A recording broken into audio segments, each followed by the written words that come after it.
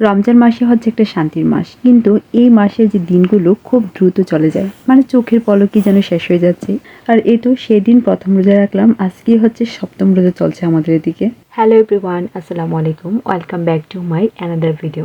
রমজান মাস আল্লাহর রহমতের দিনগুলো চলে যাচ্ছে, কিন্তু আমাদের মায়েদের কোনো কাজেরই কিছুতে ছুটি নেই। সেহরি খাওয়ার পরে আবার বাচ্চাকে রেডি করে স্কুলে যাওয়া, এইভাবেই চলে একের পর এক ডিউটি আর ডিউটি।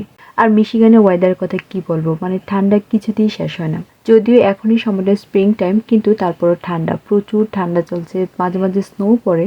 আসলে মিশিগানের ওয়েদার এমনই, অনেক ঠান্ডা হয়, স্নো পড়ে, বৃষ্টি হয়, মানে একদম মানে আমরা সবসময় অপেক্ষা করি যে কখন সামার আসবে। যাই হোক, ওয়েদারটা এরকমই, যখন যেমন ওইরকমভাবে মানিয়ে চলতে হবে। যাই হোক, বাসায় এসে একটু রেস্ট নিয়েছি, এখন ইফতারের জন্য প্রিপারেশন নেব। কিছু কাজ যদি আগেই গুছিয়ে রাখা যায়, তখন কিন্তু ইফতারের সময় আর অত ঝামেলা হয় না। আর বাংলাদেশে যখন ছিলাম তখন তো প্রচুর বুট, মুড়ি, পেঁয়াজু, আলুর চপ এগুলো খাওয়া হতো, কিন্তু এখানে আসার পরে ইফতারের আইটেমটা বা ইফতার মেনুটা একটু ডিফারেন্ট হয়ে গেছে। দেখা যায় যে বুট, মুড়ি মানে প্রতিদিন আর বানানো হয় না ওরকমভাবে। তো আজকের ইফতারের জন্য চুলায় বুট আর আলু সিদ্ধ বসিয়ে দিয়েছি। আর এদিকে আমি একটা রোল বানিয়ে নিচ্ছি, চিকেন রোল।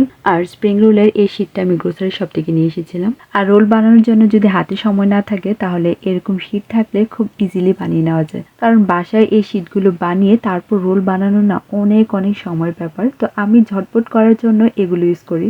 আগে যখন দেশে ছিলাম তখন আম্মা ইফতার বানাতো, আমাদের পরিবারের সবার পছন্দ অনুযায়ী যেসব খাবার আমরা পছন্দ করি ওইরকম খাবার আম্মা বানাতো। এখন আমিও দেশের বাইরে আছি, পরিবারের সাথে ওইরকমভাবে আর ইফতারও করা হয় না, কিন্তু আমিও এখন ইফতার বানাই আমার পরিবারের জন্য। কার কোনটা পছন্দ, কে কোনটা খাবে, কার কোনটা ভালো লাগে, ওইসব চিন্তা করি ইফতারগুলো এখন বানানো হয়। আসলে আমাদের মেয়েদের জীবন কত পরিবর্তনশীল, বিয়ের আগে একরকম লাইফ থাকে, আবার বিয়ের পরে আরেক রকম হয়ে যায়। যাই হোক, কথা বলতে বলতে কি ইমোশনাল হয়ে গেছিলাম।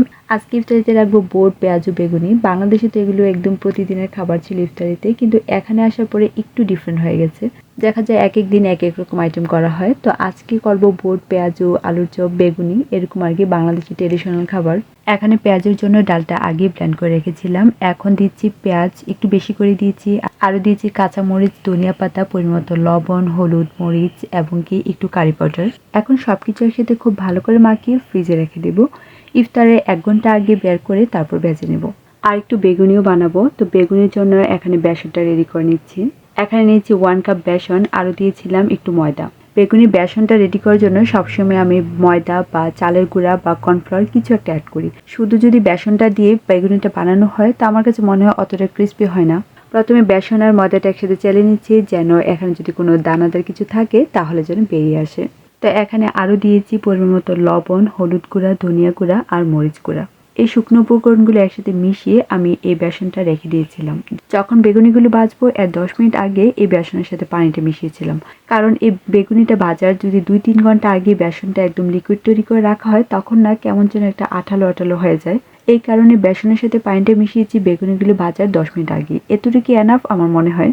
তো ইফতারের জন্য কাজটা মোটামুটি গুছানো হয়ে গেছে। আর এখন তো দুপুরবেলা একদম ফ্রেশ ট্রেশ হয়ে বাইরে এসেছি এতেশামকে স্কুল থেকে আনার জন্য। আর বাইরে এসে দেখি যে হালকা হালকা বৃষ্টি পড়ছে। বললাম না মিশিগানের ওয়েদার, সকালবেলা ওয়েদার ভালোই ছিল, কিন্তু দুপুরে এসে দেখি যে আবারও বৃষ্টি হচ্ছে। আর ওর স্কুল কিন্তু বাসা থেকে একদমই কাছে, 3-4 মিনিটের মধ্যেই হেঁটেই যাওয়া যায়। এখন এসেছি কিচেনে ইফতার রেডি করার জন্য। ইফতারের সময় এখনো আরও প্রায় 1.5 ঘন্টার মতো বাকি ছিল। তো এই সময়ের মধ্যে আমি সবকিছু রেডি করে নিব। আর যেহেতু রেডি করাই আছে মোটামুটি, এখন শুধু ভাজাভাজি করবো আর কি। প্রথমে ছোলা ভুট্টা ভেজে নিচ্ছি। আমি এখানে দিয়েছিলাম একটু আলু, আরও দিয়েছি একটু টমেটো, আরও কিছু স্পাইসও দিয়েছিলাম। তো সব কিছু একসাথে খুব ভালো করে মিশিয়ে নিয়েছি। আর যখন এই বুটটা একটু ভাজা ভাজা হয়ে এসেছে, তখনই আমি দিয়েছি ধনিয়া পাতা আর কাঁচামরিচ। তো এখানে ছোলা ভুট্টা ভাজা হয়ে গেছে, এখন একটা বলে ঢেলে নিচ্ছি। আর ইফতারের কিন্তু খুব একটা বেশি সময় ছিল না, আর ভাজাভাজি করতেও না সময় অনেক লাগে। তো আমি একটু ঝটপট করছিলাম সব কিছু। এখন ভেজে নেব চিকেন রোলগুলো। আর আমি সবসময় চেষ্টা করি ইফতারের সময়ের অনেক আগেই যেন কিচেনের সব কাজ শেষ করে ফেলতে পারি। কারণ যেহেতু রোজা রাখবো, এত রাশ করে সব কিছু করা অনেক কষ্ট হয়ে যায়।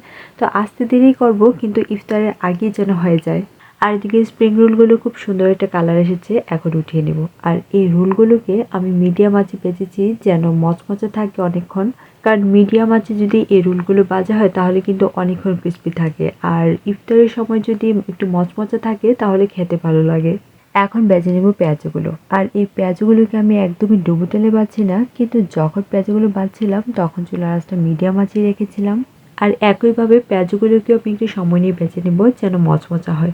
আমি জানি ইফতারিতে এইসব ভাজাভাজি খাবারগুলো হচ্ছে আনহেলদি খাবার, কিন্তু এগুলো তো আমাদের ট্রেডিশনাল খাবার। আমাদের তো মন চায়, আমরা যেহেতু এগুলো খেয়ে বড় হয়েছি, আমাদের কিন্তু এগুলোই খেতে ইচ্ছে করে।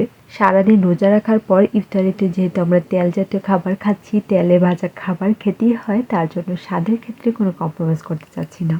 ইফতারিতে এরকম তেলে ভাজা মচমচা খাবার গরম গরম পরিবেশন করে খেতে আমার ভালো লাগে। জানি আনহেলদি খাবার, কিন্তু মাঝে মাঝে তো একটু খাওয়াই যায়।